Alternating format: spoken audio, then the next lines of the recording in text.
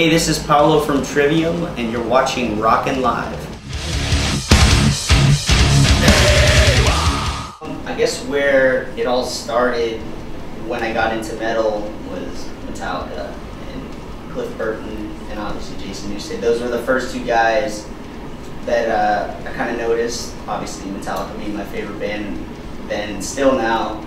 And as I just got into more metal bands like Steve Harris, Billy Sheehan, you know, you kind of pick out the guys that sort of stand out from the other bass players that don't just kind of sit in the background. And you know, even older than that, like dudes like Geezer, John Paul Jones, you know, all the, like, a lot of classic rock bands and stuff. I love the bass playing on a lot of classic rock, and that was kind of my influence, like stick out of, you know, the pack, try to do something a little different, try to be, I don't know, just a little bit more in the mix as opposed to just being felt, I guess. And that's what kind of got me into how I play live and how I play on the CDs.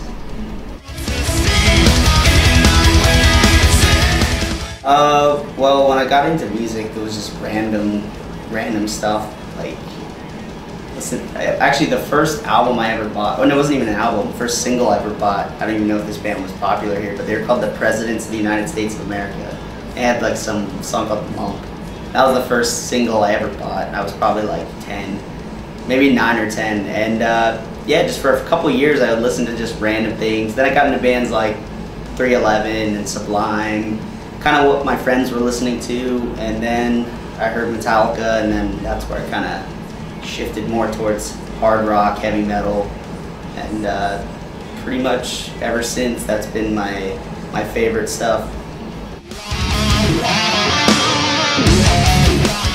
I guess the best way I could describe us is it's very, very brutal at times and very melodic, and as we've continued to make albums, I think we've kind of refined it to where they fit together better. I think when you see like the early albums like Ember to Inferno and Ascendancy, like we had those really stark differences. Like it would be really brutal, and on a dime it would switch to the melodic stuff, and it worked really well. But I think we've kind of found that bridge to where the heaviness and the melody can be a little bit more cohesive. And just like on this album, I think songs like Black, that's a good example of where Matt didn't even need to really scream at all in the song, yet it's probably one of the heaviest songs on the album. And that's kind of what our sound has evolved into, just blending that heaviness and that melody into one thing.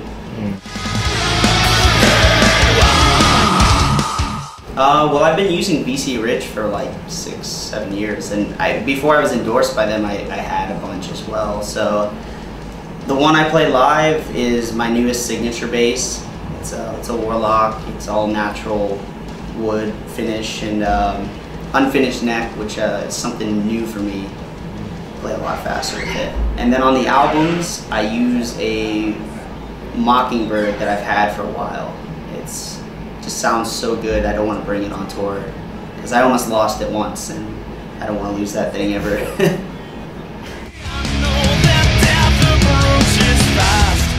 Well, the ones in the DVD were done by a friend of ours, well, two guys actually, a guy named John Paul Douglas, and Wes Summer, I think his last name is Summers, something like that, and two local dudes from Orlando, and they did a great job. It's a really well shot making of documentary type thing for our album, and we've tried to continue that into the cycle. Like anytime we put out video updates, we kind of try to keep the quality around the same, maybe a little bit more lighthearted with the tour stuff. Like I just put a video out the other day that I did myself, and I just kind of try to keep it looking similar. And the black and white thing has kind of been the theme of all the video stuff recently.